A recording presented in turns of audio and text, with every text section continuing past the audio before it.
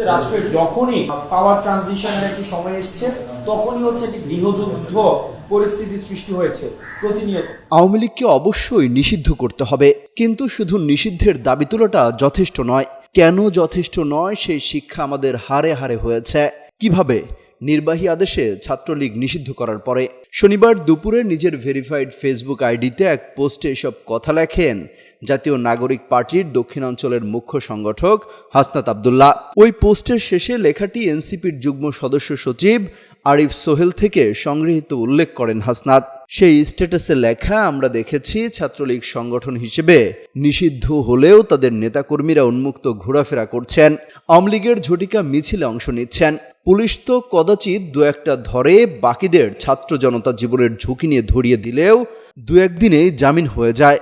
অর্থাৎ শুধু নির্বাহী আদেশে নিষিদ্ধ করে একটা সাইন করা কাগজ ধরিয়ে দিলেই মেনে নেওয়া যাবে না, কিংবা এই সাইন করা কাগজটা আদায় করাটাই এখন প্রধান দাবি বানিয়ে ফেলা যাবে না। কারণ দিন শেষে এই কাগজটা যে একটা ইউজলেস তেনা ছাড়া কিছুই না, এটা ছাত্রলীগ নিষিদ্ধের পরে প্রমাণ হয়ে গেছে।